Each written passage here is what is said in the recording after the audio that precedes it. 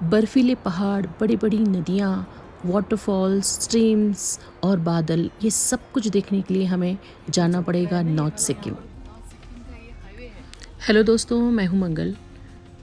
सिक्किम की ये हमारी पहली ट्रिप है और गैंगटॉक ये सिक्किम के ईस्ट का हिस्सा है।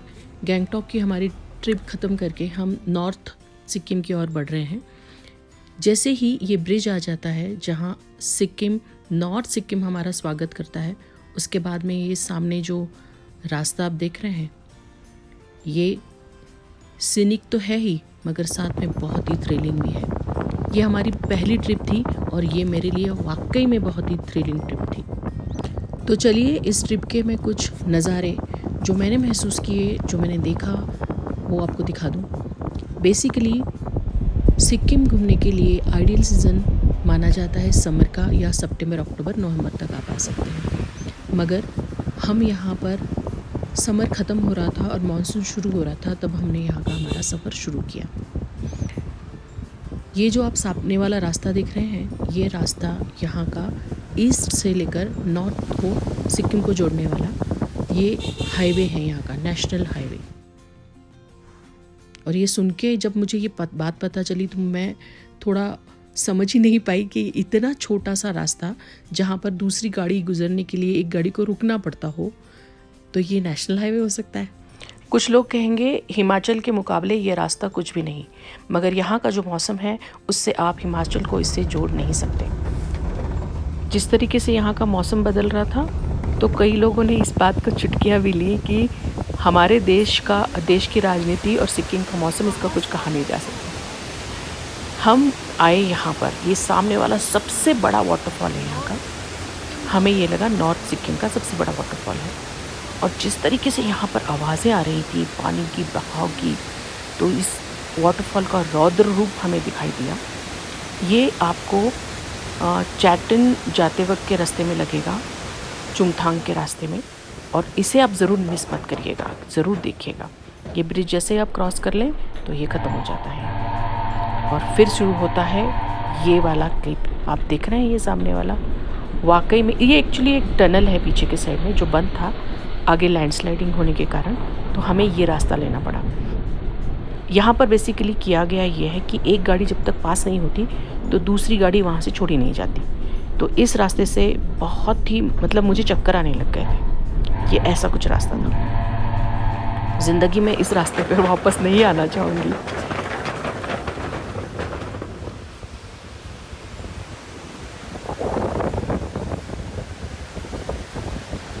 बेसिकली 15 जून 2022 से यहाँ पर काफ़ी हेवी रेनफॉल हो रहा है। काफ़ी बारिश होने के कारण यहाँ पर लैंडस्लाइडिंग बहुत जगह पर हो रही हैं। जैसे ये वाला जो ब्रिज है आगे आएगा, वहाँ पर इतनी बड़ी लैंडस्लाइडिंग हुई है कि ब्रिज सिर्फ बच गया, बाकी नदी और इसका हिस्सा एकदम एक साथ आ गया है और यहाँ काम रुका हुआ है और इसे बनाने का काम शुरू हो गया। मगर बारिश होने के कारण यहाँ कोई आके अभी काम नहीं कर सकता है, तो फॉर्चुनेटली ये ब्रिज बच गया है।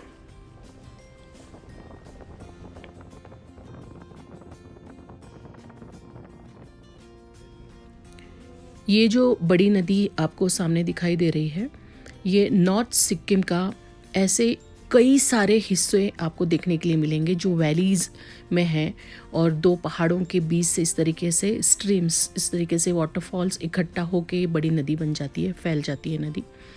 ये जो बड़े बड़े पत्थर आप देख रहे हैं, ये लैंडस्लाइडिंग का हिस्सा है जो नदी में आके गिरे हैं। बीआरओ का एक और यहाँ काम बढ़ जाता है, वो ये कि इन पत्थरों को हटाना और नदी की जो पानी है उसका बहाव अच्छे से होने देने के लिए। हम आगे बढ़ रहे थे यहाँ से गुरु डोंगर मार्ग के लिए। हमारा यहाँ से चैटन नाम का जो इलाका है वहाँ स्टे है, मगर आप देखिए कि पूरे बादल नीचे आए हुए हैं, आप सामने देख रहे हैं तो। और दूसरा कि यहाँ का मौसम सीनिक, ब्यूटीफुल, उसमें तो कोई दो राय नहीं है, मगर थ्रिलिंग उतना ही है, डरावना है। क्योंकि जैसे जैसे हम गुरु डोंगर मार्ग के लिए ऊपर जाने लगते हैं तो पहाड़ों के रास्ते छोटे सिंगल होने लग जाते हैं, कच्चे रास्ते हो जाने लगते हैं, जहाँ पर वाकई में कोई कंस्ट्रक्शन ऐसा जो रोड का बना हुआ नहीं है, या फिर बार बार लैंडस्लाइडिंग जो मानसून के सीज़न में होती रहती है उसके कारण ये दबसे गए हैं। और इस तरीके का ये जो ब्रिज देख रहे हैं, ये अनगिनत ब्रिज और इस तरीके के ये जो ब्रिज दो पहाड़ों को जोड़ने के लिए और वैली के अंदर जो बने हुए हैं, बहुत सारे आपको मिलेंगे। और ये नदी जो आप देख रहे हैं, इसका डेप्थ देखिए कितना दूर से ये आ रही है पहाड़ों के बीच में से, ये पूरी तरीके से यहाँ दिखाई दे रहा है। सोचिए यहाँ कुछ लोग रहते हैं अभी भी, यहाँ मिलिट्री के लोग इतनी कठिन परिस्थितियों में यहाँ रह रहे हैं। ये हम आम लोग जब देखने के लिए आते हैं, 1-2 दिन इतना परेशान होकर चले जाते हैं, ये साल 2 साल तो मिलिट्री के लोगों को यहाँ रहना पड़ता है। जिस रोड से हम आगे बढ़ रहे हैं, जो आप सामने खाई देख रहे हैं जिसमें बादल आए हुए हैं, ये जो रास्ता है ये बहुत ही कच्चा रास्ता है। इस रास्ते को अभी तक ठीक से बनाया नहीं गया है और ये रास्ता काफ़ी देर तक इसी तरीके से टूटा सा रास्ता रह जाता है। ये जो सामने आप वाटरफॉल देख रहे हैं, इसके जैसे बहुत से वाटरफॉल्स आपको रास्ते में मिलेंगे।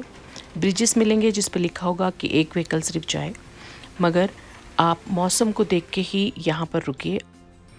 गुरु डोंगर मार्ग जाने के लिए जैसे जैसे हम रास्ते से और आगे बढ़ते जाते हैं तो ये घने जंगल हमें आप दिखाई देते हैं, मगर यदि ये जंगल आप क्रॉस करके दूसरे जंगल की ओर आ गए, दूसरे पहाड़ की ओर आ गए, तो हमें वो रास्ते दिखाई नहीं देते क्योंकि इतना डेंस फॉरेस्ट है यहाँ का। दूसरा, ठंडी के मौसम में इतनी बर्फबारी यहाँ होती है कि गांव यहाँ कट जाते हैं। उस समय मिलिट्री यहाँ के लोगों को खाना पहुँचाने का काम करती है। मॉनसून का ये नज़ारा वाकई में यहाँ पर देखने लायक है। इस ट्रिप को मैं बार बार थ्रिलिंग इसलिए भी कह रही हूँ क्योंकि इतनी लैंडस्लाइडिंग रास्ते में थी, इतने बड़े बड़े पत्थर थे कि उनको मैं मेरे कैमरे पे कैच नहीं कर पाई, सच पूछिए तो, मगर जितना भी पॉसिबल था मैंने किया। आप मॉनसून में यहाँ पर आएँ या अक्टूबर सितंबर का जो मंथ यहाँ का माना जाता है आइडियल फॉर टूरिस्ट, उस समय आएँ या मॉनसून की स्टार्टिंग में आएँ, मगर पूरी प्लानिंग किए बिना इस इलाके में प्लीज़ मत आइएगा।